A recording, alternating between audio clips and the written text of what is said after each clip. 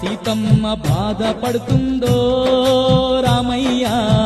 నువ్వెళ్ళి తీసుకురావయ్యా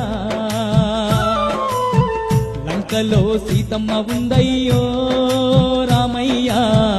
ఇంక నీకు శోకము వద్దయ్యా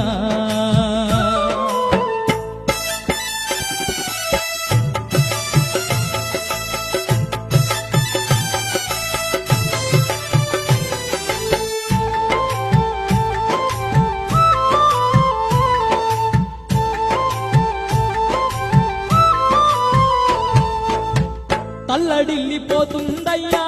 నా తల్లి సీతమ్మ కళ్ళ నిండా నువ్వే